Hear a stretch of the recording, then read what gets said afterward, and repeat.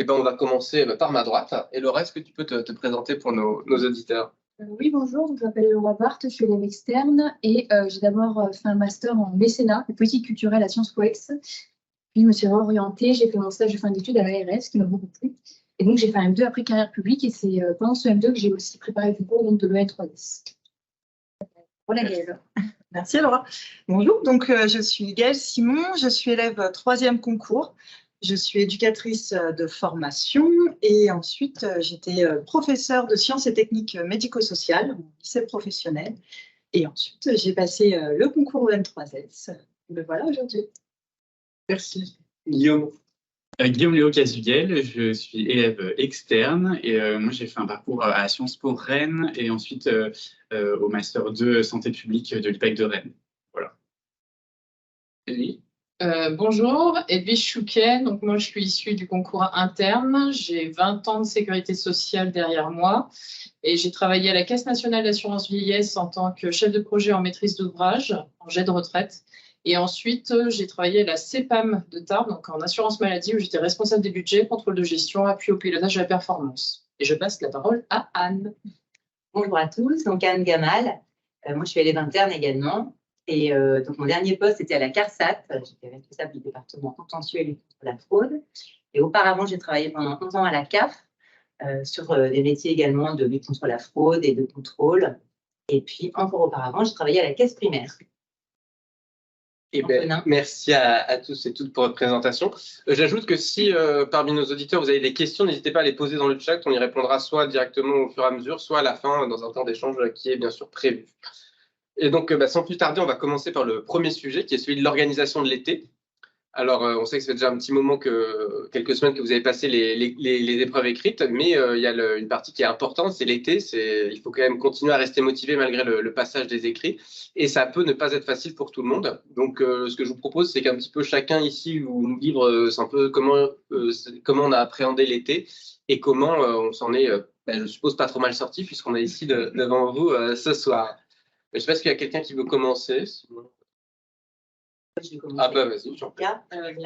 Alors, tout d'abord, on arrive au moment de l'été, on est très fatigué, le concours, les écrits sont passés et on a l'impression un petit peu qu'on est passé sous un rouleau compresseur. Donc, moi, ce que j'ai fait, c'est que je me suis tout d'abord reposée. J'ai fait un break pendant l'été, un break de 2 semaines, vraiment break total. Parce que j'avais toujours entendu, et ça c'est vrai que c'est un conseil également qu'il est bon de vous rappeler qu'il faut que vous soyez en forme physique également. Hein, donc il faut ne pas arriver complètement épuisé au concours, aux oraux. Donc il est vraiment important de recharger un petit peu les batteries pendant l'été. Donc ce break, il a vraiment été très très important pour moi et salvateur parce qu'il m'a permis d'avoir suffisamment d'énergie après pour reprendre les révisions. Donc après, voilà, pour tout le reste de la période jusqu'au concours, jusqu'aux oraux. Voilà, pour ma part, je laisse la parole à qui peut la prendre ensuite.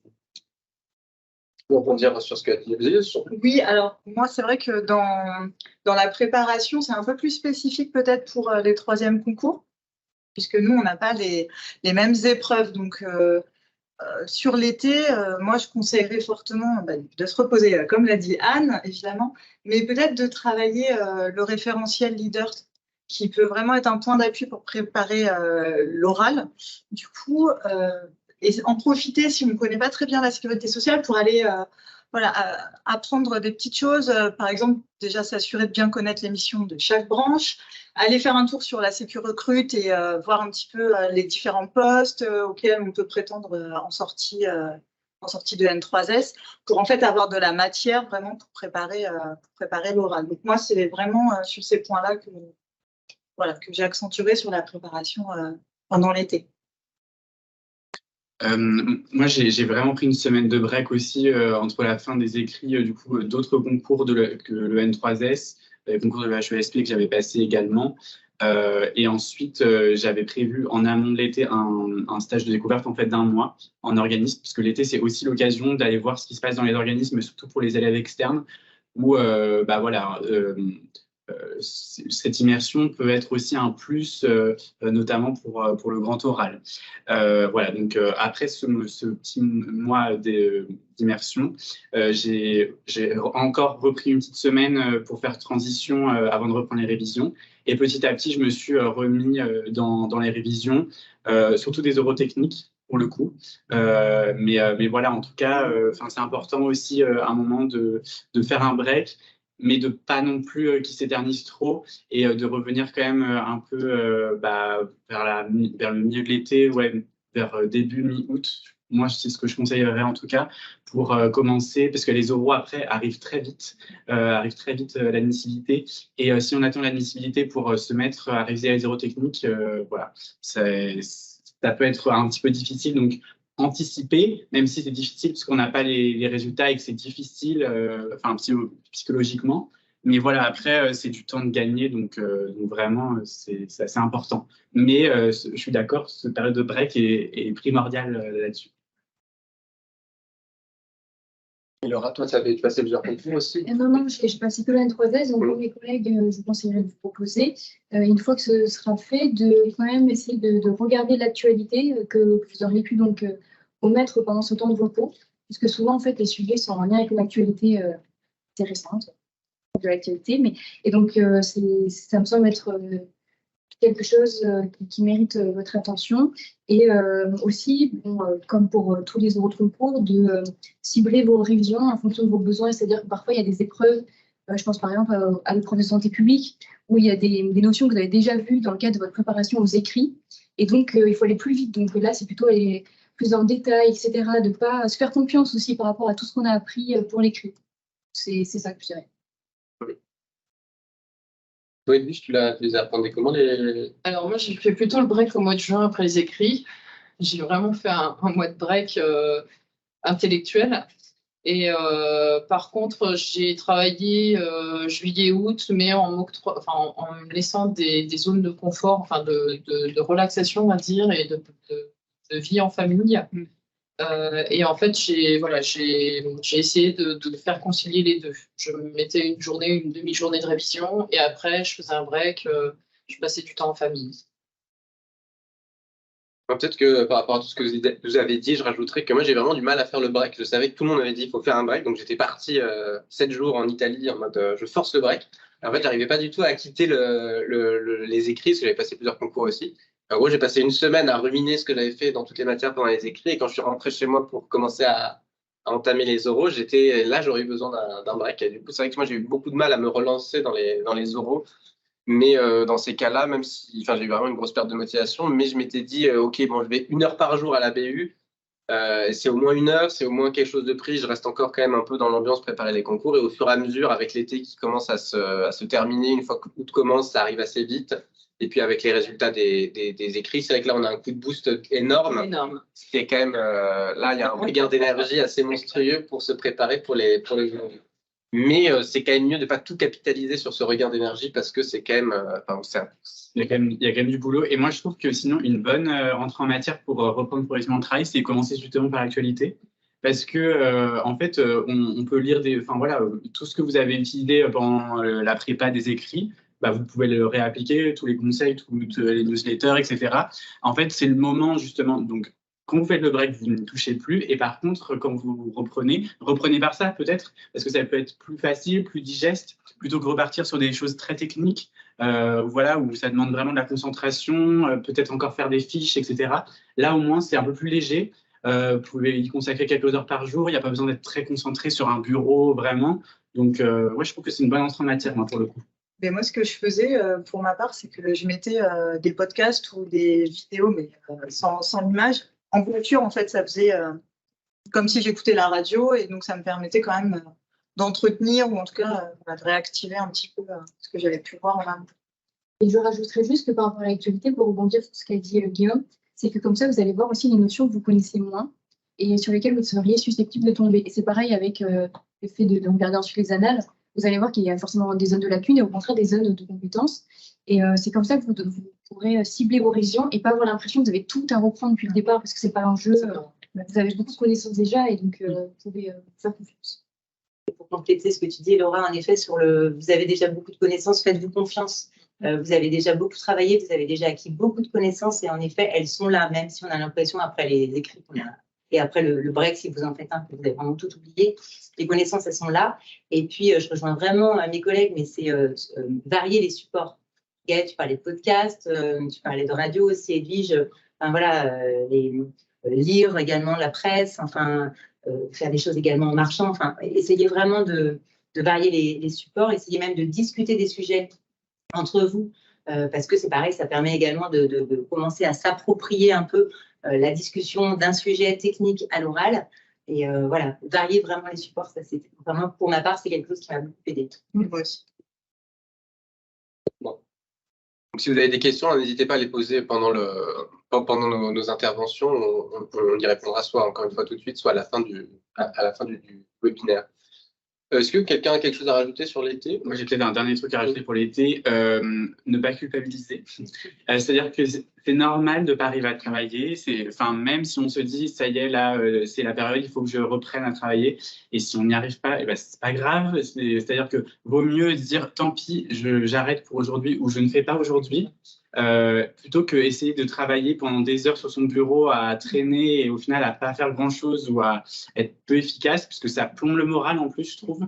Donc autant se dire tant pis, aujourd'hui j'y arrive pas, et ben je verrai ça demain et le lendemain on reprendra avec un peu plus voilà, d'énergie et peut-être de motivation. Mais il faut pas culpabiliser parce que c'est ça, les connaissances elles sont là. En soi, si vous reprenez des matières en plus que vous avez déjà prises à l'écrit, bah en fait il y a une continuité. Enfin, il n'y a pas non plus une marche énorme. Donc voilà, pas culpabiliser et se faire confiance, effectivement. Eh bien, merci. On va pouvoir passer du coup maintenant à la question des eurotechniques. Bon, du coup, Gaëlle, tu vas te retrouver un peu isolée pendant ce moment, mais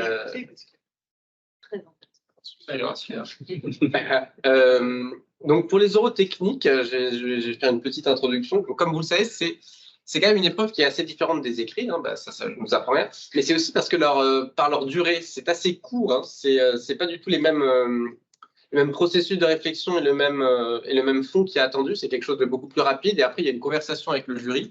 Donc, c'est pas tout à fait le même exercice. C'est justement ça, on s'y prépare.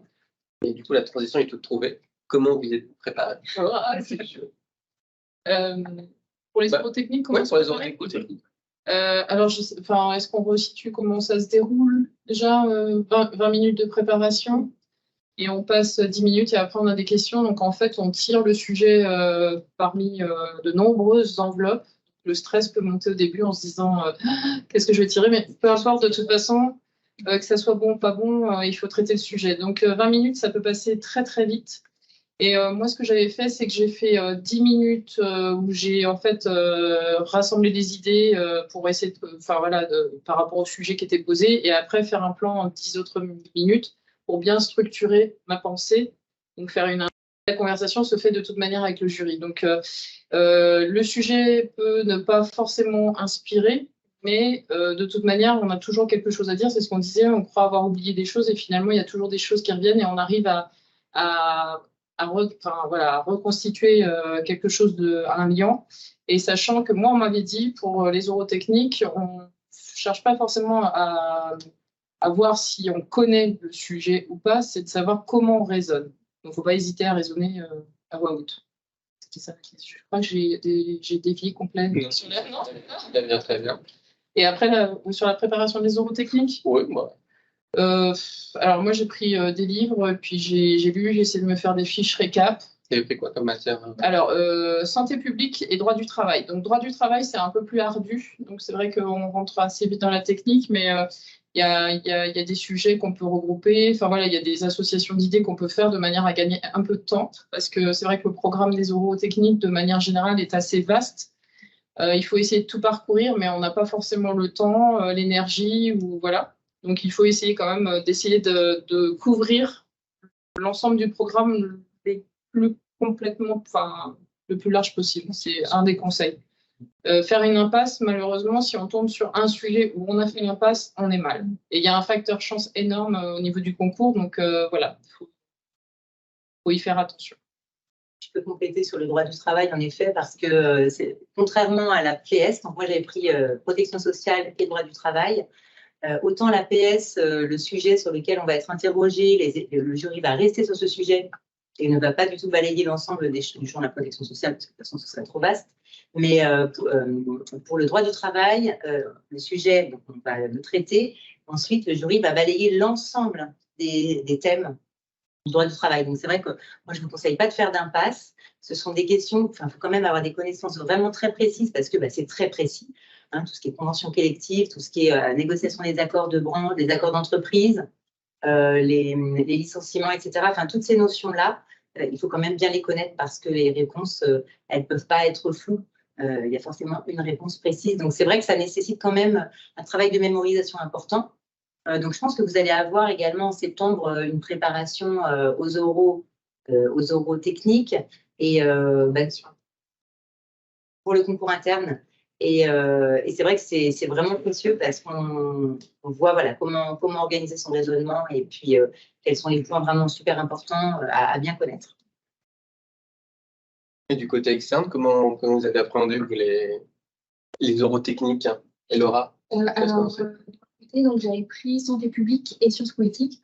Donc, pour santé publique, les sujets sont très précis en général. Ils sont rarement macro, c'est plutôt parfois des sujets de précision. Et donc, je vous conseille de baser vos révisions aussi sur des supports qui vous permettront d'avoir ce degré de détail. Par exemple, il existe des revues en santé publique, par l'Institut pour la recherche pour la santé publique, où c'était des très petits formats de 2-3 pages, par exemple, consacrés à l'antibiorésistance.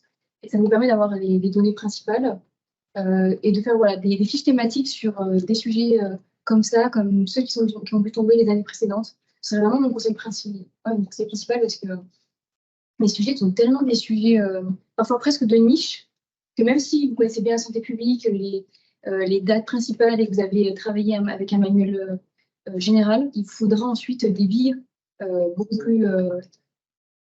plus précises. En fait, mais c'est ça. Et pour sciences politiques, mon conseil, ce serait de reprendre un manuel, pour le coup, très généraliste, mais de ne pas vous limiter qu'à ça. J'avais l'impression, pour le coup, que les profs de santé publique étaient un dialogue entre les professeurs qui m'interrogeaient et moi, c'est-à-dire qu'on cherchait à ce que vous dérouliez un argumentaire et que vous soyez aussi conscient des lacunes de ce que vous racontiez. Et donc, il y avait tout un dialogue, un peu de rhétorique qui était en place. Donc, tout ça, pour moi, vous pourrez l'avoir si justement vous surveillez l'actualité, que vous allez voir tous les courants de pensée, ceux qui s'opposent, ceux qui sont d'accord, qui est vraiment ce travail de problématisation en amont. Comme ça, aujourd'hui, vous ne serez pas non plus surpris par les possibles questions que vous pourriez rencontrer. Donc, voilà, et aussi de se tenir au courant et de l'actualité, mais au sens vraiment très large. Par exemple, l'actualité littéraire, quels livres sont sortis récemment? Pas forcément que de sciences politiques, parfois aussi de la littérature, mais qui abordent des sujets de société, et donc on pourrait vous en parler. Ce serait ça, c'est de savoir que pour moi, les oraux techniques, je reprends un peu ce qui a été dit, mais souvent, c'est aussi une sorte de chance. Et pour essayer d'amoindrir ce facteur, c'est vraiment de s'ouvrir le plus possible à toute forme de support. Donc, comme l'a dit Anne tout à l'heure, elle parlait de radio. Voilà, de ne pas regarder que la santé publique et la science politique, de regarder un peu tout ce qui vous entoure pendant ces 2 mois. Si je peux juste compléter ce que tu dis avant de laisser la parole à Guillaume. Je trouve qu'il y a vraiment un aspect sur les sujets qui des fois sont très précis et on ne peut pas tout savoir, on ne peut pas être précis partout. Et je trouve qu'il y a vraiment un entraînement à avoir sur OK, le sujet est précis, je ne sais pas ce que c'est, comment je peux faire, comment je peux me débrouiller pour avoir 7, 8, 9, 10. Et parce qu'un 8, 9, 10, c'est rattrapable, clairement, vu les coefficients, alors qu'un 4, 5, ce n'est pas rattrapable du tout. Donc il y a aussi cette faculté-là, cette agilité d'esprit à avoir, c'est en mode OK, j'ai un sujet, je ne sais pas ce que c'est, en 20 minutes, comment je fais pour prendre le plus de hauteur possible, voir les grands enjeux, parce que mine de rien, les grands enjeux, il n'y en a quand même pas des milliers, des cents.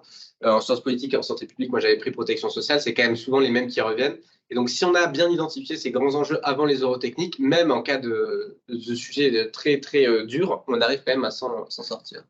Toi, Guillaume, comment tu t'y as été pris pour moi, je suis extrêmement d'accord avec ça. Du coup, j'ai pris santé publique et protection sociale. Et en fait, j'ai eu les 2 opposés. C'est-à-dire que j'ai eu un sujet très vaste en santé publique et un sujet extrêmement précis en protection sociale. J'ai eu le fonds de solidarité vieillesse, qui est un tout petit sujet, vraiment de niche, et je ne pouvais pas aborder la gouvernance parce que c'était vraiment le rôle du fonds de solidarité vieillesse. Donc, c'était très, très précis. Mais en fait, c'est pas grave. Juste, quand vous avez ça, bon, déjà, moi, pour réviser, j'ai fonctionné par fiche, donc j'avais pris les annales et globalement, j'avais fait un plan préparé déjà dans ma tête. Alors, ça, c'est à double tranchant, mais moi, ça me rassurait. Donc, ça veut dire que je savais à peu près ce que je mettais une fois, parce que je trouve que 20 minutes, c'est très court. Voilà. Mais c'est très chronophage, ça demande beaucoup de préparation de faire tout ça. Et ensuite, quand vous avez un sujet très précis, moi, mon conseil, ça serait de ne pas broder, en fait, parce que effectivement, on a 10 minutes, mais moi, un sujet comme ça, franchement, je vois pas comment on peut parler 10 minutes de ce sujet. Voilà. Donc, ne pas broder, ça sera vraiment apprécié par le jury. Répondre au sujet de manière précise, de manière argumentée, structurée. Ne pas hésiter presque à être un peu scolaire et didactique, en insistant sur votre raisonnement, les titres de partie, que ça soit logique avec les transitions. Parce que ça, c'est vraiment apprécié à l'oral. Ça, on l'oublie un peu, mais à l'écrit, on a vos titres soulignés, etc. À l'oral, on n'a pas ça. Donc, il faut vraiment bien annoncer les titres de partie, voire de sous-partie pour montrer, sans être dans du grand 1, mais dans du nous verrons dans d'abord et ensuite. Et voilà. Et là, on vous comprend bien. Parce que ça, c'est à l'oral. Voilà. Et puis, du coup, vous enrobez un peu sans trop non plus. Mais en tout cas, si vous avez un sujet très précis, ne partez pas sur les retraites en général. Restez vraiment sur le sujet. De toute façon, ils viendront vous chercher après dans les questions si ça n'a pas été assez précis. Mais c'est important de ne pas broder. Et c'est important de ne pas broder aussi, je pense, sur les questions ensuite que vous avez. Alors, elles peuvent paraître assez précises aussi également. Parfois, on s'attarde uniquement sur le sujet.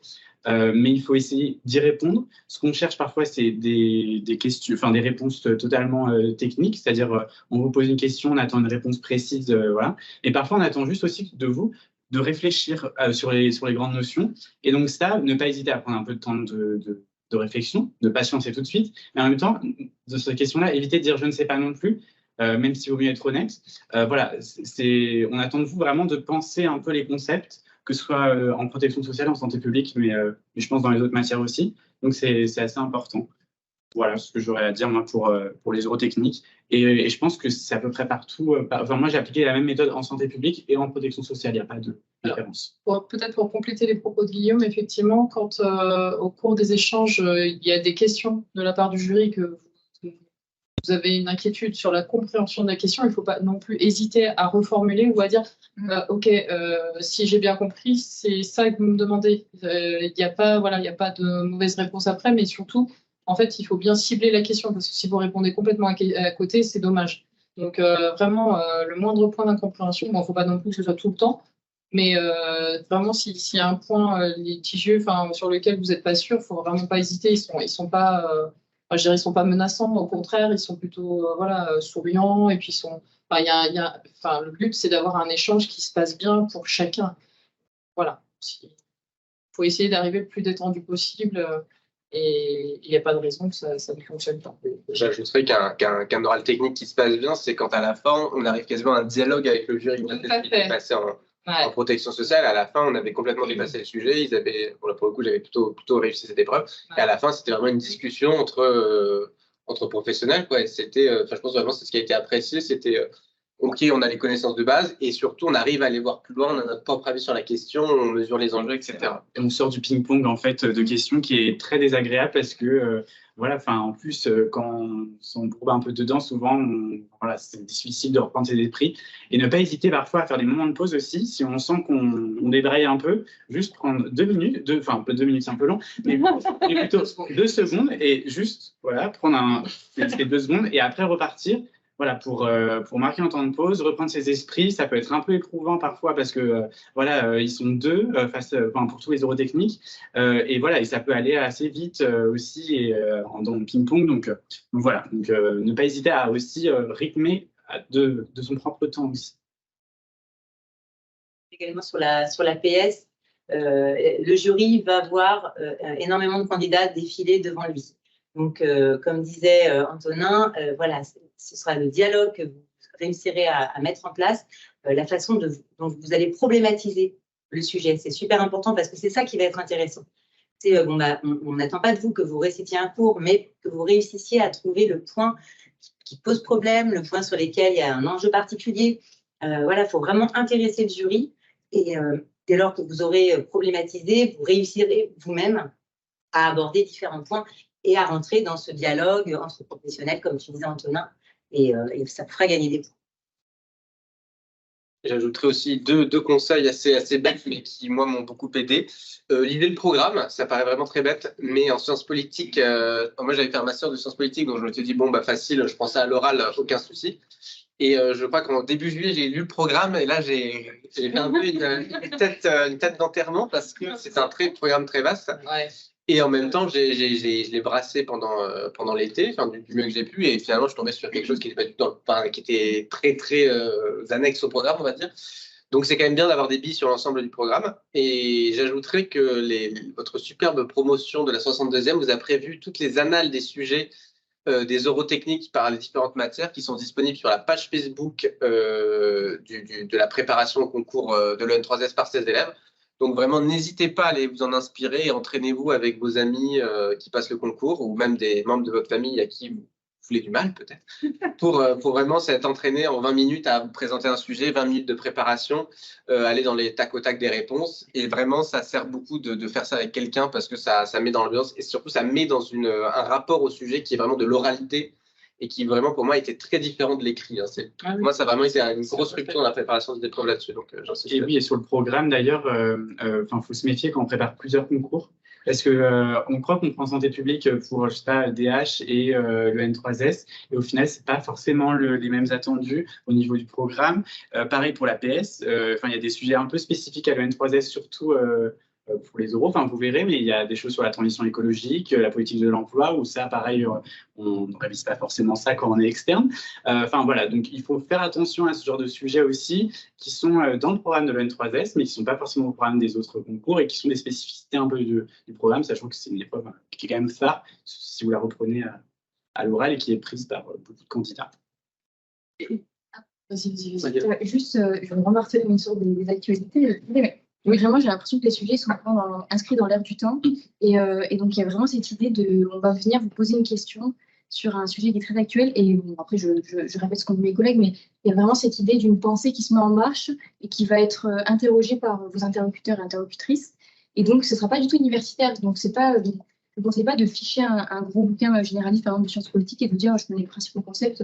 Non, il faut vraiment toujours les interroger, vous dire que parfois, le jury pourrait être d'accord avec vous, mais il va faire exprès d'être votre opposant, entre guillemets, quelqu'un qui contredit, pour justement voir jusqu'où vous allez et si vous êtes complètement capable de dérouler une pensée sans fioriture complète. Voilà. Avant de te laisser la parole, il y avait une question sur le programme des épreuves. Alors normalement, tout est disponible sur le site de l'école, c'est sur les arrêtés. Et notre Guillaume préféré va le mettre dans le chat. Voilà, ça y est, après. Non, je rebouclais par rapport à ce qu'on vous a dit pendant l'été de se tenir au courant de l'actualité. Moi, j'ai trouvé que c'était très important, notamment sur l'épreuve de santé publique, parce qu'en fait, j'avais fait une impasse sur le côté institution et je suis tombée sur un sujet comme ça. Et au début, je me suis dit, mince, qu'est-ce que je vais faire? Et en fait, je me suis souvenue de l'actualité, de certains points d'actualité et j'ai construit mon plan autour de ça en me souvenant. Et quand on dit qu'à un moment donné, on n'arrive plus à engranger des informations, finalement, c'est un peu comme une commode. On arrive à finalement ouvrir certains tiroirs et à faire quelque chose qui tient la route. Et du coup, moi, ça a tenu la route et c'était concret, c'était des exemples, c'était l'actualité. Je suis partie vraiment de choses que j'avais entendues à la radio et ça fonctionne. Donc voilà, si ça peut aider. Et à l'inverse, moi, j'ai fait tout ce que vous m'avez dit de ne pas faire. C'est-à-dire que sur une épreuve de sciences politiques, mon sujet, c'était la défense des droits acquis. Et donc là, je me c'est super difficile, etc. Je me plonge dans le sujet, je me jette dedans, etc. Je finis ma présentation.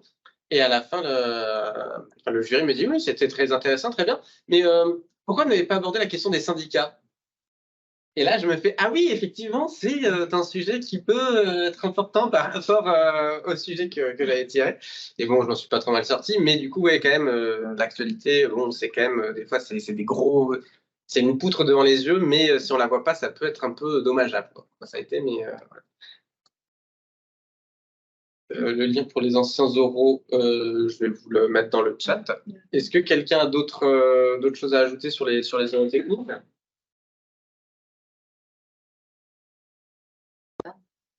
Rien à compter pour les oraux techniques. J'ai plein de choses à dire. Oui. Et ben, le temps qu'on retrouve la liste des oraux techniques, mais dans tous les cas, qui doivent être sur la page Facebook, mais on va vous les mettre dans le chat. Je pense que si tout le monde c'est bon pour tout le monde, on va pouvoir passer à la partie grand oral, qui est quand même la grande partie, le grand oral, qui est une épreuve majeure et qui est quand même assez impressionnant. Alors, je ne sais pas très bien comment ça se passe pour le 3e concours, mais en tout cas pour les externes, on est devant 9 personnes, je crois. 6. Le grand taux 7. Ah, c'est bien faire. Pour moi, c'est 7. C'était 6. Ouais. Jury interne. Et je pense que le 3e concours, vous avez même juré que le concours interne a passé. C'était 6 pour moi. Ok, bon. On est déjà à 6 ou 7. 6 ou 7, mais c'est ça reste impressionnant quand même. Ils sont devant vous. Il faut tous les regarder. Il ne faut pas en oublier. On a une petite table tout seul face à eux. C'est ça. Donc, c'est 6 personnes et c'est quand même un exercice pas forcément simple et qui est composé donc de 2 parties. Une partie de présentation, enfin, en tout cas pour les externes, c'est ça, oui. Je pense qu'après, Gaëlle, tu auras beaucoup à nous dire. Mais du coup, pour les externes, vous avez une partie pour les internes aussi de présentation de vous, de votre parcours, du pourquoi, du comment vous êtes ici, et une partie d'échange avec le jury. Donc, cette partie, c'est 10 minutes de présentation et c'est vraiment une partie très importante à travailler. C'est une partie à travailler tout au long de l'été et jusqu'à connaître sa présentation le mieux possible pour l'incarner au moment du jury. Et maintenant, je vais laisser un peu peut-être Gaëlle pour qu'il puisse un peu reprendre la main sur le jury. On me dit un peu, toi, comment tu avais appréhendé le grand taux. Parce qu'en plus, toi, tu as une fiche technique, pas une fiche à préparer, c'est ça? Justement, je vais reposer un peu le cadre. Donc, en fait, c'est une seule épreuve, nous, pour les oraux. Par contre, c'est un oral de 45 minutes. On a 10 minutes de présentation personnelle et ensuite, on a 35 minutes d'échange avec le jury. En amont, pour l'inscription au concours, vous avez dû fournir des notes de réalisation probantes, votre CV et l'aide de motivation. Donc, ce que je vous conseille, pratico-pratique, ayez le double de ce que vous leur avez envoyé parce que s'ils vous interrogent dessus, c'est toujours bien de pouvoir s'appuyer sur les documents. Donc, nous, ce n'est pas du tout une épreuve technique, c'est vraiment plus un échange. Ils ont envie de savoir pourquoi vous êtes là, pourquoi, après un parcours professionnel hors sécurité sociale, finalement, vous faites un virage et voilà, vous voulez intégrer le N3S. Donc, l'idée, c'est vraiment pour moi, un des principaux conseils, c'est vraiment d'être authentique, d'être vrai, voilà, d'être qui vous êtes avec votre parcours et votre vécu professionnel. Donc, peut-être aussi expliquer que vous avez le droit donc à un support écrit si jamais vous avez besoin de soutien pour la présentation. Donc, sur les 10 minutes de présentation individuelle, c'est une présentation finalement plutôt classique où voilà, votre nom, votre prénom, d'où vous venez, quel est votre poste actuel, quelles sont peut-être les expériences ou faits significatifs dans votre parcours. Mais attention à ne pas refaire votre CV, ils l'ont lu. Et voilà, s'ils ont des questions à vous poser, ils reviendront dessus ultérieurement. Présentez vos motivations. Pourquoi, comme je vous disais tout à l'heure, pourquoi le N3S alors que vous avez déjà un parcours hors champ sécurité sociale. Et puis, dans ces motivations, toujours essayer de faire le lien avec en fait, les compétences que vous avez pu développer dans votre parcours. Et qu'est-ce que vous allez pouvoir en faire, du coup, dans la formation N3S et à terme, en tant que manager dans la sécurité sociale. Il faut aussi, du coup, j'enchaîne. Hein. La scène est à toi. Il va également être important dans ces 10 minutes-là de pouvoir identifier ou en tout cas faire en sorte que le jury puisse identifier ce que vous allez pouvoir apporter de différent à la sécurité sociale. Il y a eu la création du 3e concours justement parce qu'ils recherchaient des profils un peu différents pour apporter autre chose. Voilà, on n'est pas externe avec un profil forcément universitaire ou autre. On n'est pas des experts de la sécurité sociale comme peuvent l'être les internes. Donc voilà, nous, il va falloir qu'on puisse apporter autre chose. Et il va falloir que le jury puisse comprendre quelle est votre plus-value en fait. Donc, sur ces 10 minutes-là, c'est un peu un challenge, mais il va falloir réussir à faire rentrer tout ça, ou en tout cas à tendre des perches pour qu'après, lors de l'échange, ils reviennent vous chercher sur ces points-là. Peut-être je vais m'arrêter là sur les 10 minutes de présentation, puis on reprendra peut-être sur le temps d'échange, voir un peu plus sur les chaque questions type de... C'est des questions de la part des troisièmes concours. N'hésitez pas, Gaëlle vous répondra avec plaisir. Avec grand plaisir. Et du côté des internes, comment vous avez préparé vous, le grand oral et qu'est-ce qui vous a marqué? Quels conseils vous donneriez?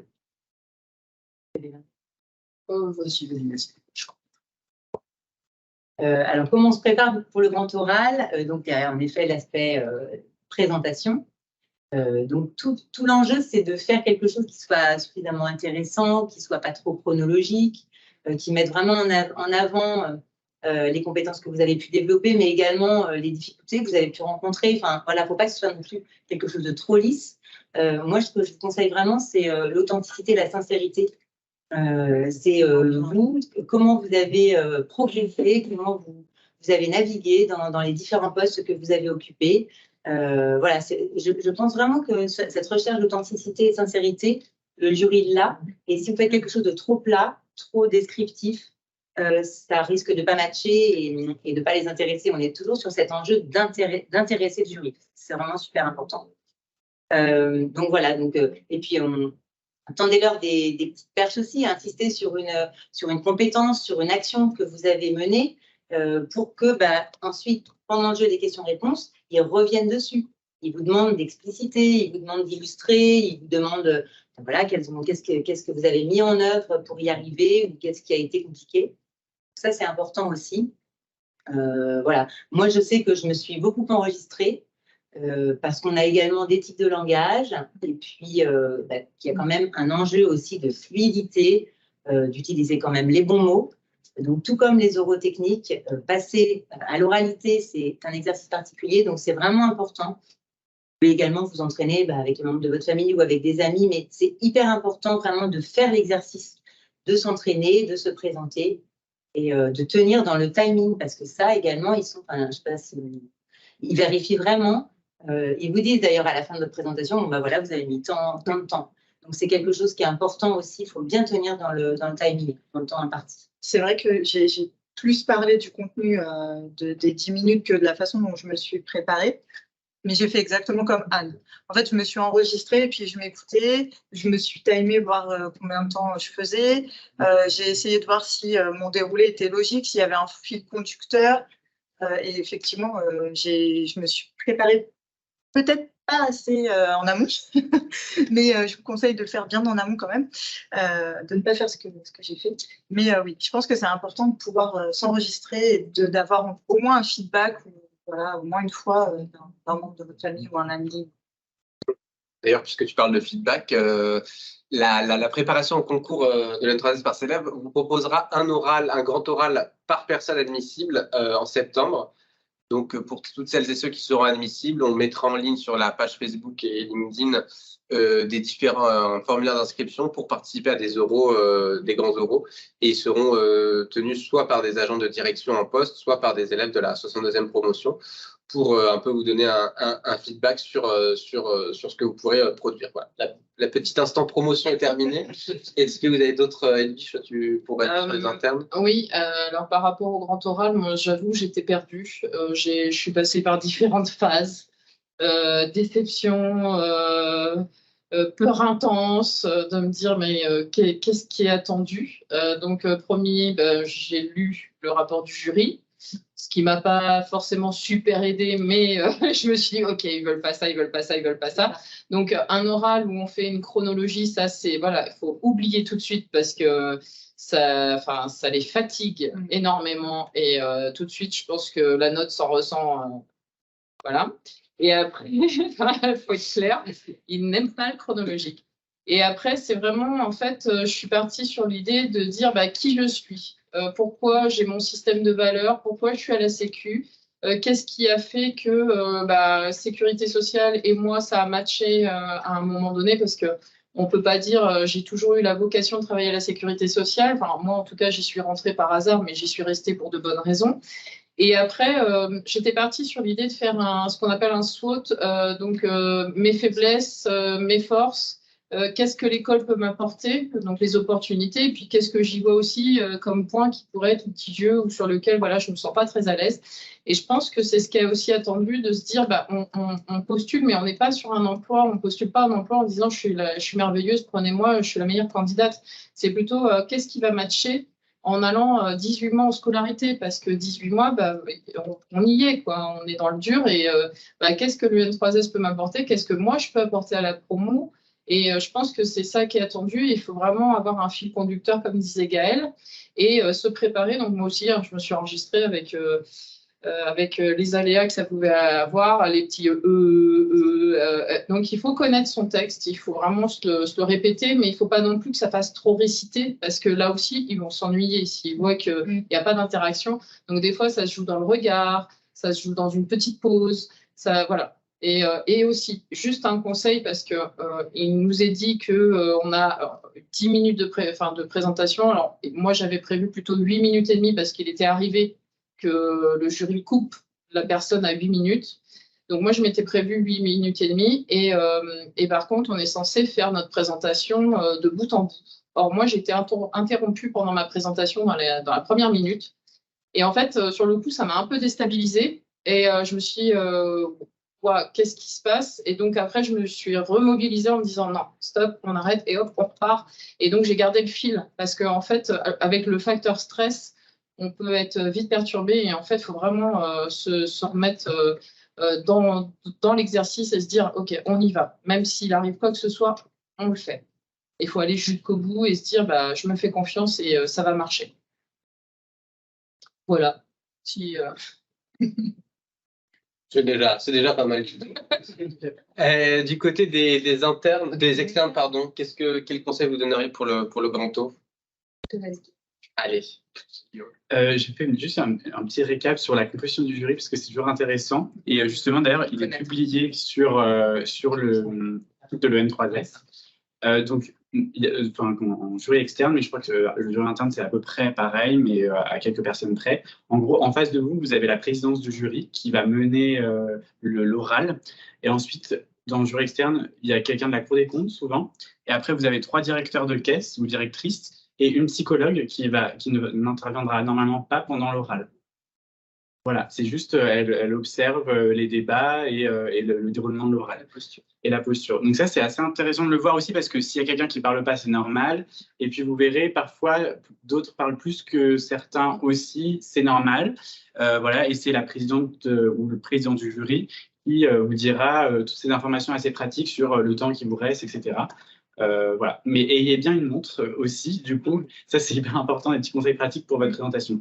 Moi, je voulais juste revenir sur la complémentarité entre CV, lettre de motivation et présentation. Parce que ça, c'est quelque chose qui peut prendre la tête vraiment. Et en fait, surtout en externe, je trouve qu'on a parfois, c'est difficile entre lettre de motivation et présentation de faire quelque chose de complémentaire qui ne se répète pas. Le CV, il faut voir que le CV, c'est des infos qui sont brutes, factuelles sur le parcours.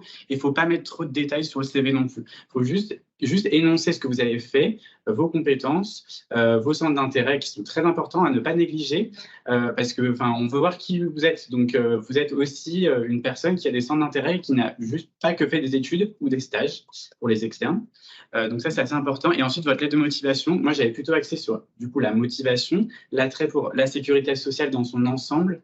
Alors que la présentation, ça m'avait plus permis de dérouler quelque chose de plus personnel sur moi, l'école, et puis aussi ma projection dans la fonction de cadre dirigeant. Parce que comme disait Edwige, ce n'est pas un entretien de recrutement pour un poste, c'est un entretien, une conversation avec le jury pour entrer dans une école et pour aussi que le jury... en fait, ce que veut voir le jury, c'est en quoi on est capable, en tout cas, d'assumer des fonctions de cadre dirigeant à la suite des 18 mois. Et ce qu'il nous projette, en tout cas, pendant cette conversation avec le jury. Donc voilà. Et en ça, le référentiel leader est très bien parce que ça peut vous aider justement à construire votre présentation pour voir quelles qualités on attend de vous en tant que futur cadre dirigeant. Donc, pour les externes, il faut aussi avoir en tête que on ne sort pas directeur adjoint à la sortie de l'EN3S, et ça c'est important parce qu'ils peuvent aussi vous poser des questions là-dessus, et qu'on sort sur des postes de cadre stratégique. Ça, pareil, enfin, c'est important d'avoir ça en tête aussi parce que ça montre votre connaissance de la sécurité sociale et c'est ce qui est attendu. Voilà, j'ai beaucoup parlé, mais j'ai d'autres. Voilà, mais et Laura, peut-être que tu as d'autres choses. Oui, mais je vais te compléter seulement par rapport à ce que tu disais au niveau de la connaissance des métiers de la sécurité sociale. Je te conseillerais pour pouvoir vous immerger, parce qu'il y a des termes parfois qui sont très précis et liés à la sécurité sociale, de lire donc, la Sécu Recrute, donc c'est les fiches de poste, c'est ce qu'a dit Gaëlle. Donc, le référentiel éditeur, c'est aussi été dit, et aussi les rapports d'activité, parfois de certaines caisses, ça fait 2 pages ou 3 pages, mais ça vous donnera des termes très techniques, par exemple, la production, c'est un sens particulier, la relation de service aussi. Toutes ces questions qui pourraient peut-être vous gêner votre compréhension a priori, et donc qui demandent à être investiguées. Donc, je vous conseille vraiment de vous immerger dans ces termes pour montrer que vous connaissez tout ça. Ensuite, je vais reprendre aussi un terme que tu as dit, Gaëlle, tu as parlé de fil conducteur, je pense que c'est ça. Et le fil conducteur, ça ne veut pas dire que la cohérence, je parle pour les externes, bien sûr, entre votre parcours et l'école doit être montrée de manière très plate. Je veux dire que si vous avez fait des bifurcations de votre parcours, il est aussi intéressant de dire pourquoi et quelles sont les raisons qui vous amènent aussi à candidater donc, ce jour-ci à ce concours. Donc voilà, donc, cette idée, à mon avis, que quand vous préparez votre grand oral, essayez d'avoir cette réflexivité. Si je dis ça, qu'est-ce que ça veut dire de moi? Et surtout, quelles questions pourrait-on me poser en retour? De savoir sous-peser les termes de ce que vous dites. Si vous dites, par exemple, que vous voulez faire la sécurité sociale parce que ça a du sens, parce que vous voulez faire un métier qui a du sens, il se fait très bien qu'on vous pose la question, mais qu'est-ce que c'est faire un métier qui a du sens? Et en fait, pour ça, il faut que vous soyez très conscient de tout ce que vous dites et de là où ça vous emmène. Donc, ce serait mon conseil principal. Chaque perche tendue, il faut faire attention, ça peut être piégeux.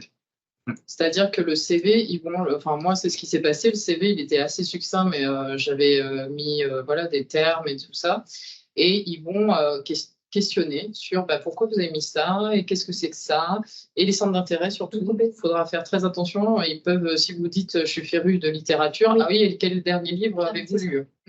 Enfin, ils vont vraiment au bout du bout. Tout ce que vous mettez est une perche tendue, il faut vraiment avoir conscience de ça. Oui, y compris en termes de formation pour les externes, c'est-à-dire que surtout si on a un parcours un petit peu atypique et pas linéaire, même si votre parcours est linéaire, de toute façon, ils reviendront dessus. Moi, j'ai fait des masters un peu, bon, voilà, j'ai tâtonné, on va dire. Mais en fait, moi, à chaque année de master, du coup, où j'ai changé, j'ai une question dessus. C'est-à-dire que pourquoi pas ça? En externe, il faut s'attendre à la question, c'est pourquoi pas ce concours et pourquoi le N3S. Donc, c'est assez délicat aussi parce que c'est-à-dire qu'il faut réussir à motiver son choix pour le N3S sans démolir non plus les autres concours à côté. Et ça, c'est pas forcément évident. Mais en tout cas, il faut s'attendre à ce que chaque ligne du CV puisse être décortiquée. Donc, préparation en amont, préparer toutes les questions qu'on peut vous poser sur chaque ligne du CV. D'où l'intérêt de faire des oraux blancs avec d'autres personnes parce que peut-être qu'elles verront des choses que vous n'avez pas vues dans votre CV. Moi, par exemple, c'est pareil. J'avais fait un master de sciences politiques. On m'a posé la question quel était le titre de votre mémoire? Si vous pouvez nous le résumer en 5 minutes. Et j'avais pas du tout préparé cette question pour le coup. Et ça faisait 1 an que j'étais plus dans le domaine. Et donc, c'est vrai que ça a été un peu déstabilisant. On va juste faire une petite session questions parce qu'on en a quelques-unes dans le chat. Il y a Alexandra qui me dit qu'elle est un peu perturbée par le fait de ne pas faire une présentation chronologique. Comment avez-vous procédé? Quel angle d'attaque? Alors, j'ai plus ou moins répondu. En fait, c'est comme tout à l'heure, je disais, de voir quelles sont nos forces, nos faiblesses, quelles sont les opportunités avec l'école. Ça peut être un angle d'attaque. Moi, j'ai plutôt attaqué sur mes traits de personnalité. Je me suis mis 3 traits de personnalité et en fait, j'ai argumenté 3 parties là-dessus. Avec je suis comme ça, dans ma vie professionnelle, un exemple, ce que ça a donné, qu'est-ce que j'en ai retiré et qu'est-ce que ça peut apporter dans une scolarité EN3S, par exemple. Ça peut être un angle d'attaque. Ça évite que ce soit chronologique, ça permet de faire des retours, des feedbacks sur la vie pro, ça peut même être des fois des retours sur la vie perso, mais il faut faire attention, faut rester sur quelque chose qui reste, je dirais, entre guillemets, neutre, mais qui peut engager, montrer que dans votre vie perso, vous avez fait des choses, par exemple, je sais pas moi, par exemple de l'associatif, et c'est un trait de personnalité, vous argumentez avec ça. Je ne sais pas si la réponse vous aide, mais voilà. Moi, je dirais que pour les externes, en tous les cas, moi j'ai fait du semi-chronologique. En fait, tu peux cacher les chronologiques. C'est vrai. C'est vrai. Oui, c'est vrai. Vous faites un premier paragraphe où C'est- nom, votre prénom.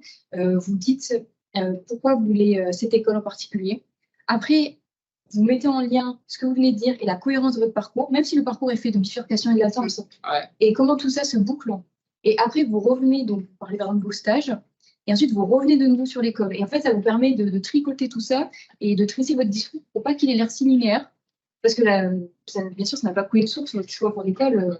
Et donc, il ne faut pas donner cette impression de platitude. Mais voilà, pour les externes, en tout cas, ça me semblait évident que d'abord, je devais dire, j'ai fait tel master avant tel autre. Vous ne voyez pas comment dire, j'ai fait ça en 2018, mais en fait, j'avais fait ça en 2016. Enfin, non, c'est l'inverse. Même moi, ça m'embrouille là avec ça. C'est vrai que j'avais aussi fait ça, et en fait, en se raccrochant sur ce qu'attend l'école de nous, pourquoi on est là, et ce à quoi l'école va nous amener, en fait, du coup, si on raccroche ça à ça, bah, du coup, ça fait quelque chose qui est pas chronologique et en même temps qui nous met en valeur aussi. Donc, et en plus, c'est ce que recherche l'école, enfin, en tout cas, le jury. Donc voilà, non, je pense que c'est une très bonne stratégie. Ça fait, il faut raconter un peu une histoire, enfin son histoire, et l'aboutissement de cette histoire, c'est le N3S. Moi, j'avais présenté un parcours en quête de sens et de responsabilité, et du coup, j'avais fait mon oral sur ces deux aspects, qui étaient le sens et les différentes expériences pro, universitaires, etc., qui m'amenaient vers un travail dans lequel j'avais besoin de trouver du sens, d'aider les gens, etc. Et un parcours en quête de responsabilité qui correspondait au niveau de responsabilité que je voulais exercer, qui était, j'ai eu des expériences professionnelles qui m'ont poussé à vouloir reprendre des études, à avoir un parcours professionnel riche, à avoir une carrière, etc. Et à la fin, c'était, du coup, c'est pour ça que je suis ici à l'N3S, ça semblait évident, alors que bon, c'est quand même, on bricole un peu pour raconter une histoire, mais c'est important de raconter son histoire, parce qu'il n'y a personne qui la racontera mieux que vous, votre histoire. Donc, restez sur votre histoire et le pourquoi elle vous amène à l'EN3S et le pourquoi vous voulez être à l'EN3S. C'est des questions assez bêtes et simples à se poser, mais c'est nécessaire pour que le jury en fait, comprenne pourquoi vous êtes là, et surtout ce qu'ils détestent des expériences, c'est le pourquoi, c'est de se poser la question du pourquoi le gars est ici et pourquoi il est pas à l'ENA, pourquoi il n'est pas à DH, pourquoi il est pas... Ou il travaille ailleurs pour les internes, ou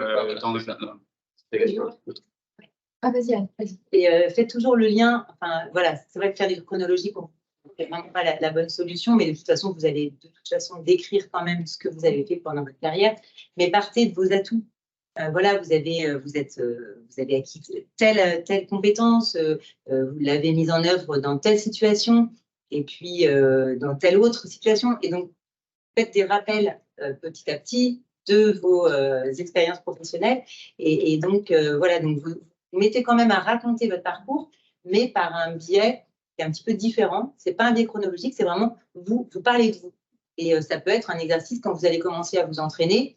Voilà, moi, mes atouts, c'est ça. Moi, j'adore manager. C'est la relation humaine qui me plaît. Enfin, voilà, et vous allez trouver par ces biais-là, par ces prismes-là, comment illustrer et comment parler des expériences et donc parler de vous. En fait, ils aiment beaucoup qu'on illustre par des exemples concrets. Donc ça, je pense que c'est vraiment important d'avoir toujours ça en fond dans la construction de la présentation. Vraiment illustrer concret. Juste pour compléter un petit peu pour les troisièmes concours par rapport à la note de réalisation. Est-ce qu'on peut juste, il y a une dernière question avant ce couple sur les préparations pour les mises en situation managériale, qui a un peu concerné tout le monde, je pense. Comment vous y êtes préparé, comment vous avez préparé les mises en situation managériale? Alors pour les internes, j'imagine que c'est plus facile parce qu'il y en a déjà qui étaient managers. Mais moi, j'en ai pas eu. Ah, moi non plus. Non. Donc là, on n'est pas les bons exemples, c'est clair. Ça dépend peut-être de votre parcours aussi. Oui, du parcours. Et en fait, il faut se préparer à toutes sortes de questions. Donc, en effet, des mises en situation managériale, normalement, il doit y en avoir, mais ce n'est pas tout le temps le cas. Ouais. Il peut y avoir toutes sortes de questions également, parce que ce qu'ils vont faire, je voulais juste rappeler ce petit point-là, c'est qu'ils vont vous poser des questions pour voir également comment vous réagissez. Donc, il va y avoir un certain nombre de questions qui n'auront absolument rien à voir avec votre parcours, ou alors qui vont être des questions un petit peu provoques. Ouais. Mais l'idée, c'est de voir si vous perdez complètement vos moyens, si vous savez rebondir, si vous êtes déstabilisé. Voilà, donc préparez-vous aussi à des questions qui n'ont absolument rien à voir, mais c'est pour voir un petit peu comment vous allez réagir. Oui, ou même des points où ils vont insister alors que qu'il n'y a pas de raison en soi d'aller insister, ou ils vont vous contredire systématiquement. Parfois même, ils vont un peu théâtraliser la chose en s'emportant ou en faisant des signes de tête, en disant non mais c'est n'importe quoi, en se reculant, l'air un peu... Enfin voilà, mais ça fait partie aussi de ça pour voir comment nous, on gère nos émotions face à ce type de réaction. Ça fait partie aussi, je pense, des compétences voilà, managériales, etc. Donc, moi, pour ma part, pour l'entraînement sur les situations managériales, donc je m'étais appuyée sur le webinaire de la 61e qui avait donné quelques exemples. Et ensuite, je me suis appuyée en fait, sur mon entourage qui lui-même, enfin voilà, j'avais des personnes autour de moi qui manageaient. Et donc, je leur ai dit, mais comment tu fais dans ce type de situation? Ou est-ce que ça t'est déjà arrivé et comment tu as géré, etc. Et n'ayant jamais managé du tout, j'ai également regardé quelques ouvrages de management. Bon, c'était pas forcément le plus pertinent, mais en tout cas, j'avais besoin de ça pour me rassurer. Mais c'était vraiment en m'appuyant sur des situations concrètes que mon entourage avait pu rencontrer. Je pense qu'il y a vraiment pardon, c'était vraiment l'aspect quand on ne sait pas, c'est pour les situations managériales, pour les externes ou des gens qui n'ont jamais managé. Parce qu'il y a une autre question, c'est est-ce que ça peut être pénalisé de ne pas avoir d'expérience managériale pour les internes? En fait, quand on ne sait pas exactement quoi faire, la bonne réponse, c'est d'assumer qu'on ne sait pas forcément de le dire, mais de dire dans cette situation, vu mes expériences passées, vu le bon sens, qu'est-ce que je pourrais faire? Enfin, si on vous rapporte, je sais pas, un cas de harcèlement, quelque chose comme ça, quelque chose de normal dans une organisation, c'est pas tout de suite d'aller crier sur tous les toits qu'il y a une histoire de harcèlement, c'est pas d'aller confronter directement la personne. Enfin, c'est de se dire, dans cette situation, ça m'est jamais arrivé. Alors, naturellement, j'irai voir mon collègue manager, j'irai voir mon N+1, j'en parlerai au RH. Avoir des réflexes un peu simples qui permettent de montrer qu'on ne va pas faire n'importe quoi. Hein. Bon, moi, c'était vraiment ça sur lequel il m'avait interrogé. Et c'était des réponses assez faciles, les RH, les N+1, les collègues, les collègues managers, des gens qui font le même métier pour vraiment avoir un peu ce côté avis d'autrui. Et ensuite informer les directeurs selon la gravité des situations, mais vraiment ne pas faire de choses tout seul. C'était ça le... Je trouve qu'il y a beaucoup de bon sens en fait dans ces. En fait, on peut tester un peu votre capacité à réfléchir et à raisonner. Donc en fait, c'est beaucoup de bon sens. Donc je pense qu'il ne faut pas trop se prendre la tête avec ça. Après, il s'appuie aussi sur vos expériences. Moi, j'avais fait une immersion en CAF. Et j'ai une question sur il arrive ça à l'accueil, à la CAF. Qu'est-ce que vous mettez en place?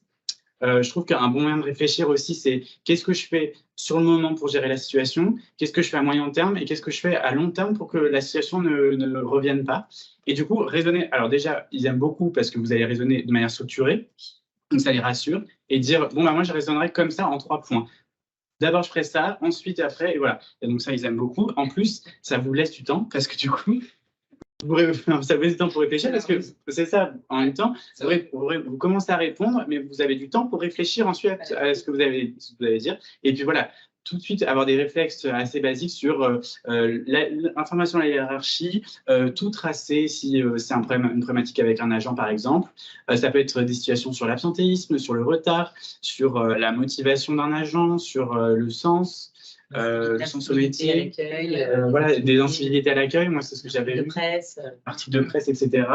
Et puis ça peut être aussi, si vous avez fait une petite immersion, qu'est-ce que vous pensez de l'organisation, voilà, est-ce que vous considérez que l'organisation des accueils de CAF sont pertinents? Mais du coup, ça vous met en situation parce que vous êtes obligé de réfléchir sur quelque chose d'assez opérationnel quand même. Donc moi, je rapprocherais ça aussi aux mises en situation.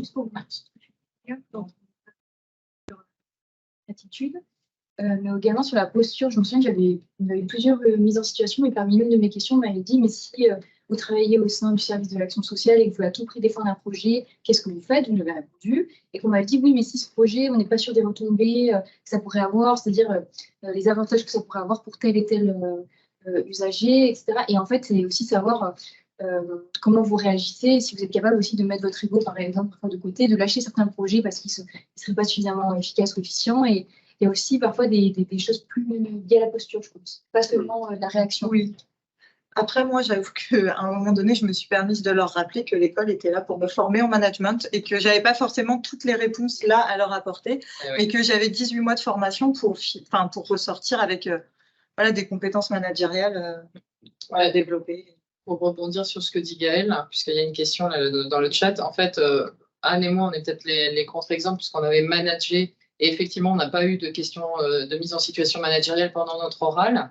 Par contre, c'est vrai que si vous n'avez jamais managé et que vous passez le concours interne, je pense que dans les 10 minutes qui vous sont octroyées, il faut absolument en parler parce que justement, si vous passez le N3S, c'est pour accéder à des fonctions managériales. Et donc, voilà, c'est un bon axe d'attaque en disant, bah oui, au cours de ma carrière sécurité sociale, je n'ai pas été manager et c'est pour ça aussi que je fais l'école. Et après, bon, il faut argumenter aussi, mais c'est une école de management, c'est une école d'application. Donc, justement, au contraire, vous avez votre carte à jouer, mais dès l'oral, il ne faut pas attendre qu'on vous pose des questions de mise en situation managériale. C'est au contraire, c'est un point d'entrée. C'est dire, bah, l'école, elle va m'apporter ça. Et là, vous avez vraiment une carte à jouer, c'est ça. Et puis, il y a un certain nombre d'internes qui n'ont pas présent dans la promo. Ils n'ont jamais managé.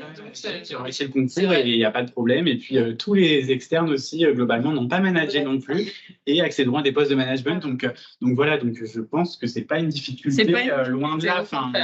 Tous les parcours sont riches et permettent d'accéder à l'école. Hein.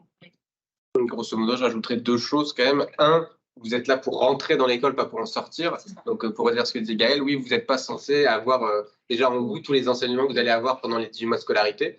Donc là-dessus, voilà. Et deuxièmement, en fait, tout s'entend tant que c'est justifié, tant que c'est amené avec le tact, avec Pas que ce soit éthique. Voilà, c'est ça. C'est vous avez managé, vous n'avez pas managé, vous êtes externe, vous êtes troisième concours, tout s'entend, mais il y a quand même un ton à avoir, une explication à donner pour rassurer le jury, parce qu'en même temps, ils ne font pas rentrer n'importe qui. Et justement, on va pouvoir rebondir sur la question qui avait posée dans le chat aussi, et à l'inverse. Si on a été manager avec une belle carrière derrière nous, pourquoi, est-ce qu'on peut avoir la question, pourquoi vous n'avez pas tenté Capdir? Et donc Anne, on n'a pas fait Capdir. Donc oui, moi j'avais eu la question. Je ne sais pas si tu l'avais eu aussi. Moi, je l'ai eu, mais j'avais tenté Capdir, donc j'ai répondu. Mais si vous n'avez jamais tenté Capdir, je pense que Anne peut apporter. Oui, moi ils m'ont posé la question, bien évidemment, compte tenu de mon CV. Donc il faut leur dire les bonnes raisons. Donc, pour ma part, c'était vraiment immergé pendant 18 mois dans une scolarité hyper complète. Et puis, le fait également que ce soit une promo composée d'internes et d'externes. Enfin, voilà, il y avait tous ces aspects-là. Mais oui, il faut vraiment préparer cette réponse, cette question-là, parce qu'en fait, c'est sûr. C'est une question bateau, on va dire. Et recherchez vraiment en vous-même les raisons pour lesquelles vous faites le N3S et pas Capdir. Parce que les raisons peuvent être complètement différentes d'une personne à l'autre. Il y avait un petit sujet qu'on avait un peu laissé de côté, c'était Gaël et le remplissage de la fiche. Il faut revenons-y. Non, c'était juste pour faire un petit focus sur le troisième concours, donc par rapport à la note de réalisation probante. Pour ma part et mes camarades, en tout cas sur cette promo-là, on a très peu été questionnés sur nos réalisations probantes. Alors, je ne sais pas pour les promos antérieures. C'est vrai que nous, ils nous ont plus questionnés sur la cohérence de notre parcours ou pas, sur ce qu'on envisageait à la sortie. Ils sont allés aussi un peu loin dans l'étude du CV, comme disait tout à l'heure Guillaume. Chaque point a été repris jusqu'à savoir, par exemple, je ne sais pas, vous chantez de l'opéra, et bien, vous demandez quel est le sens et qu'est-ce que ça représente, qu'est-ce que ça veut dire de vous. Donc, il faut vraiment bien préparer ça, parce qu'ils vont assez loin. Et je pense aussi, ce qui est important, c'est de bien travailler la question ce qu'on appelle des soft skills, les compétences. Les hard skills aussi, oui. Et les hard skills aussi, mais plus, je pense, pour les troisièmes concours qui ne sont pas profil sécu, bien travailler les soft skills, à mettre en lien avec les valeurs de la sécurité sociale, le référentiel leaders, vos compétences acquises au cours de votre parcours. Voilà. Et encore une fois, Laura disait tout à l'heure pour les parcours universitaires, si on a fait des bifurcations, etc., c'est la même chose en fait dans les parcours professionnels. On peut avoir, on a des collègues qui viennent de champs complètement différents et en fait, tout s'entend dans le parcours tant que c'est quelque chose qui a été construit, qui a été réfléchi et qui est argumenté. Donc ça, il faut vraiment s'y préparer à défendre en fait le fait qu'on soit là et qu'on passe le N3S. Autre point important, par contre, et ça c'est une de mes collègues qui me l'a soufflé, bien repérer les failles qu'on peut avoir et dans notre parcours et dans nos compétences, par exemple, les manques qu'on pourrait avoir, fait peut-être dans un parcours un peu particulier, pour en fait s'y préparer et être en mesure de pouvoir répondre. Donc, bien avoir conscience de ses atouts, de ce qu'on peut mettre en avant, mais aussi de où on a des marges de progression ou des manques. Voilà. C'était ce que je voulais rajouter. Est-ce que vous avez des choses à rajouter pour la préparation du grand oral? Alors moi j'ai pensé et après. Il y a le cri du cœur. Le psychologue, le ou la psychologue, c'est important. C'est une personne qui n'est pas censée poser de questions, mais qui pourra éventuellement glisser un petit papier pour que son voisin pose la question. C'est ça. Il ne faut pas s'inquiéter. Par contre, cette personne, elle est là pour voir votre attitude générale. C'est-à-dire, je ne sais pas, vous avez un mouvement de recul, faut pas s'inquiéter, c'est dans votre réaction, mais voilà, il est là pour analyser, pour voir, je pense, si ce que vous dites est en adéquation avec ce que vous émettez comme gestuel. Et voir si vous êtes à l'aise, si vous riez, si... voilà, donc faut pas non plus vous inquiéter là, enfin vous inquiéter, mais le psychologue voilà, analyse plutôt votre posture, la façon dont vous allez répondre et voir si, voilà, s'il y a vraiment convergence dans le profil. Alors, je pense que le jury peut le questionner s'ils ont un moment de doute, s'ils ne sont pas d'accord entre eux. Point. Ça va être juste ça. Moi, c'était juste des petits conseils de révision.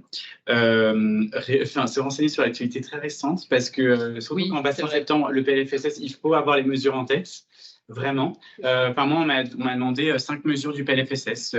Voilà. Donc ça, il faut absolument l'avoir en tête. Il faut se renseigner sur les grandes réformes récentes en termes d'organisation de la sécurité sociale. Et les grands chiffres, les grandes valeurs. C'est ça. Oui. Et si on vous dit non, n'importe quoi, que vous êtes sûr, démontez pas. Vous dites, il me semble. Ou alors, ça dépend si vous intégrez tel truc, enfin, telle branche ou telle branche. Il ne faut pas se laisser démonter. Non. Parce que moi, je l'ai vécu. Oui. Et en gros, il y a une autre membre du jury qui a rigolé en disant, ouais, non, mais là, les anciennes valeurs, vous inquiétez pas, c'est bon ce que vous avez dit. Vous voyez, donc voilà. Et dernier petit conseil peut-être, surtout pour les externes qui connaissent un petit peu la sécu et peut-être aussi les troisième concours, bien se renseigner sur les missions de chaque organisme, surtout quand on a des directeurs et directrices de caisse dans le jury et qui sont directeurs d'organismes du coup. Voilà, parce qu'il y a des questions qui peuvent être du style, citez-moi les missions d'une CARSAT, citez-moi ou d'une MSA ou d'une URSSAF. Voilà, des questions un peu pratico-pratique sur la sécurité sociale, mais en tout cas, quand on n'a pas fait d'immersion ou qu'on ne connaît pas les domaines, en fait, c'est une question qui est très simple, mais qui peut aussi mettre vraiment en difficulté si on n'a pas la réponse. Donc, autant s'y préparer. Et on n'attend pas de vous que vous sachiez vraiment précisément toutes les missions du CARSAT, mais en tout cas, vous dites les 3 grandes missions, en tout cas les 3 champs d'action, c'est bon, ça fait le travail et vous avez chopé des points hyper facilement. Donc, pour le coup, ça, c'est des petits trucs. Chaque branche, chaque organisme, oui, moi je vais avoir fait une fiche. C'est ça, c'est ce que je disais dans la préparation de l'été en fait. Quand je disais bien aller voir un petit peu ce qui se fait dans chaque branche, c'est parce que moi j'ai eu la question expliquez-moi ou présentez-moi les missions de la MSA. Oui, alors voilà. Donc la uni. Voilà. Et après on m'a demandé dans quel type de poste. Ah oui, ça aussi c'est important. Moi ils m'ont questionné sur le type de poste sur lequel je me projetais. Donc j'avais été voir un petit peu sur la sécurité recrute, mais je pense que je n'avais pas suffisamment creusé, donc je suis restée un peu vague. J'avais plutôt parlé de branches, donc en l'occurrence, moi, c'était la branche famille. Et forcément, ils m'ont interrogé sur le volume que représentait la branche famille par rapport à la sécurité sociale. Voilà, exactement, au niveau de la masse financière, quels étaient les différents, entre les aides légales et extra-légales, quelle était la différence. Et en plus, on était en pleine période de PLFSS, donc les grands chiffres en lien avec la PLFSS, les faits marquants, etc. Donc, tout à fait, Guillaume, je te rejoins. En tout cas, moi, le troisième concours, ils m'ont aussi questionné sur ça. Et ça peut être aussi externe. C'est-à-dire qu'on peut nous demander, vous projetez sur quel poste, un peu précis. Bon, après, on n'est pas obligé de dire, je veux absolument être fondé de pouvoir en CAF. Non, pas du tout. C'est ça, ou responsable de département production. Voilà. Non, juste dire, la branche que j'envisage, peut-être un secteur en particulier, si on y arrive. En tout cas, sur le site de l'EN3S, vous avez aussi beaucoup de témoignages d'agents de direction ou de responsables de département qui ont fait le N3S. C'est très intéressant parce qu'à chaque fois, ils se présentent rapidement dans leur parcours. Après, ils vont évoquer une problématique en particulier. Mais au moins, ça vous donne une idée de qu'est-ce qu'on peut faire après le N3S. Ça, c'est vraiment attendu pour le coup. En fait, je pense que ce que vous devez vous dire quand vous écrivez, vous préparez votre grand oral, c'est qu'à la fin de votre présentation, on doit se souvenir de vous. Donc, c'est le fil directeur dont on a parlé. mais c'est aussi le fait d'incarner son propos avec des exemples concrets. Et par exemple, pour les externes, je pense que ce qui est bien, par exemple, si vous avez des stages, au-delà de la description des missions que vous avez pu faire, c'est dire tout ce qui vous a étonné. C'est un exercice qu'on nous demande après dans l'école, c'est les rapports d'étonnement. Et dans la mesure où on a un œil neuf, puisque on n'a pas non plus fait beaucoup de stages en organisme, en fait, ils seront intéressés par vos étonnements tout de suite. Ils viendront poser des questions là-dessus, et ça montrera aussi une part de votre personnalité, puisqu'on est étonné aussi en fonction de notre personnalité, de notre prisme, et donc il y aura des choses intéressantes à en tirer. Et dites-vous, on doit se souvenir de moi, pas de manière mégalo, mais donc qu'est-ce que je dois mettre en avant, et voilà. Et dans les questions sur les postes de sortie, on va vous demander donc, voilà, de positionner, et on va vous demander quelles sont les difficultés que vous pensez rencontrer sur ces types de postes. Donc, préparez aussi voilà, les difficultés, les enjeux. C'est des choses très, très importantes à bien avoir en tête. C'est pas juste, voilà, je vais piloter, je vais faire telle et telle action, mais c'est vraiment, voilà, quelles sont les difficultés, sur quels axes de travail il va falloir vraiment que je m'appuie sur ces postes. Je rajouterais aussi peut-être pour les externes, parce que moi, je connaissais très peu la sécurité sociale avant d'arriver à l'école. Et c'est vrai que j'avais un peu été honnête en disant, au vu de mon parcours et de ce que je vous ai présenté, j'aimerais bien exercer un poste de tatati dans tel organisme. Mais aussi, je suis complètement conscient que 18 mois de scolarité, les nombreux stages, les enseignements, les découvertes, etc., ça va forcément m'amener à changer d'avis. Donc, je la carte de l'honnêteté en disant, je rentre avec telle idée en tête, mais je suis complètement ouvert à changer d'avis, ou même j'ai envie de changer d'avis parce que c'est aussi le but de l'école. Donc, ne pas se vendre directement en sortie d'école, mais montrer aussi que l'école apportera quelque chose dans notre manière de concevoir la Sécu et notre future carrière professionnelle. Après, il y a un point aussi sur lequel il faut réfléchir, mais je pense qu'il fallait réfléchir en amont, mais ils vont peut-être vous reposer la question, en tout cas pour moi, ils m'ont posé, c'est la question de la mobilité. Oui. Voilà. Il est attendu que nous soyons mobiles. Au cours, donc, on m'a demandé si j'étais mobile. J'ai été très transparente, je parlais d'authenticité au départ, et bien j'ai été authentique de bout en bout, et je leur ai dit que pour ma part, je n'étais pas vraiment mobile, et j'ai expliqué pourquoi dans les grandes lignes, sans rentrer dans les détails. Hein. Et je pense que c'était pas forcément la bonne réponse à apporter. En tout cas, moi, j'avais décidé d'être authentique de bout en bout, et donc j'ai donné cette réponse-là. Mais en tout cas, il faut vraiment vous questionner sur votre mobilité ou pas, et comment vous allez pouvoir argumenter si toutefois vous êtes face à cette question. Est-ce que vous prenez le pli de dire ok, oui, je suis super mobile, il n'y a pas de souci, même si c'est pas vrai, ou enfin voilà, que vous soyez à l'aise avec cette question, et que voilà, en tout cas, je pense que c'est bien d'y réfléchir en amont et de s'y préparer. Encore une fois, tout est entendable pour le jury. Enfin, quasiment tout est entendable par le jury tant que c'est argumenté, tant que c'est bien amené, tant que c'est justifié, et tant que c'est sincère. Quoi. Et à la limite, pendant votre oral, s'il y a des questions sur lesquelles vous avez peur de sécher quand ils vont vous poser la question, autant l'éliminer carrément dans l'oral. Quand on dit, voilà, est-ce qu'on est mobile? Moi, je sais que, par exemple, j'ai indiqué, c'est un projet familial, c'est mûrement réfléchi. Les choses sont posées, je sais vers quoi je m'engage. J'ai été pour éliminer la question, et du coup, je ne l'ai pas eu. Donc voilà, c'est savoir de quoi je parle dans mon oral pour éliminer éventuellement la question, ou je tends une perche et je sais que probablement je vais avoir la question après. Donc tout ça, c'est difficile d'évaluer la perche qu'on tend, est-ce qu'elle elle va être réceptionnée ou pas, mais voilà, c'est des choses qu'il faut mûrement réfléchir. Mais c'est vrai que la question de la mobilité, oui, pour les internes, c'est une question qui revient vraiment très, très fréquemment. Préparez-vous. Et puis, bon, l'école, la part de mobilité, elle est importante dans l'école. Donc, c'est vrai qu'on ne peut pas non plus dire je ne suis pas mobile. Enfin, voilà, on sait très bien qu'on va nous demander quand même un minimum de mobilité. Donc, voilà, il faut quand même l'avoir en tête. Et ce serait logique que le jury soit surpris que vous ne soyez absolument pas mobile. Ça ne correspondrait pas vraiment à l'esprit de l'école. Et donc, encore une fois, ça s'entendrait, mais il faudrait le justifier, l'argumenter, etc. Parce que quand on part en stage, en scolarité, on peut partir partout. Donc, voilà, ça montre déjà la mobilité, ne serait-ce que sur des périodes de stage. Je vois plus de questions dans le chat. Est-ce qu'on va faire un dernier appel aux éventuelles questions? Sinon, eh bien, on va vous laisser passer un été de studieuse révision et de répétition de... Comment? Et de repos. Bien sûr, de repos, on a commencé par là. Voilà. C'est ça, oui.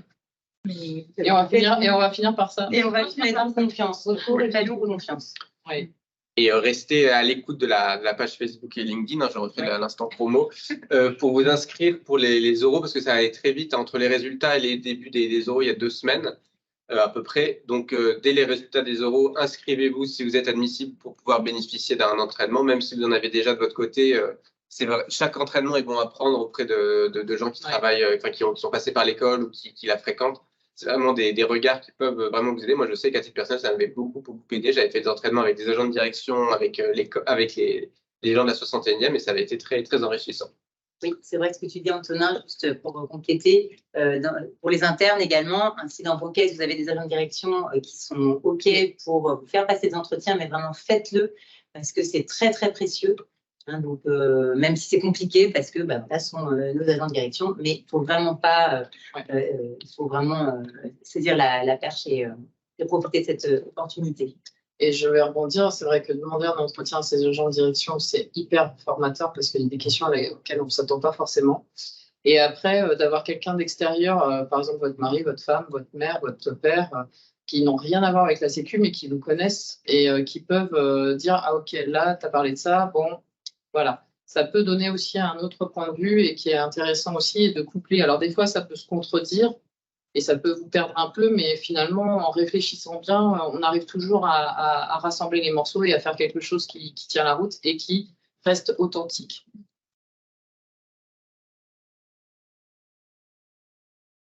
Et Justine, je vous ai répondu, n'hésitez pas à envoyer un message à la page Facebook qui se chargera de mieux répartir les éventuelles demandes. Parce que nous, ici, on n'a pas... Enfin bref, la technique fait qu'on n'est pas forcément capable de répondre à toutes ces questions maintenant. Enfin, je crois que personne n'a pris de statistiques ici. La statistique, on a des personnes... Oui, on a. Non, désolé, on n'a pas... Et concours externe aussi, mais c'est vrai que c'est mieux de centraliser. Et puis après, on demandera aussi aux personnes concernées si elles acceptent. Elles acceptent sans souci, mais voilà, c'est plus pour un souci d'organisation. Et bien sûr, ce joli mot de la fin, on vous souhaite un très bel été, de bonnes révisions, de bons repos. Et on espère vous voir à Saint-Étienne en septembre pour les oraux. Et, oui. Et puis on vous souhaite le meilleur. Et juste pour le mot de la fin, mais vraiment juste de la fin, c'est que quand vous allez passer les oraux, vous allez être stressé, mais vous avez un accueil super par les équipes de l'EN3S. Vous avez des femmes qui sont aux petits oignons, qui sont gentilles et qui permettent justement d'apaiser les choses. Vous pouvez discuter avec elles, elles sont adorables. Voilà, je voulais quand même souligner ça parce que franchement, moi j'ai beaucoup apprécié. Si on est là, oui, on sera là. On fera, si on est là, je ne sais pas par rapport au stage, mais voilà. Et rassurez-vous, elles nous mettent en condition, elles sont très gentilles, vraiment. Voilà. Courage, croyez en vous et bon été. Oui, bon été. Bonne révision. Au revoir. Au revoir.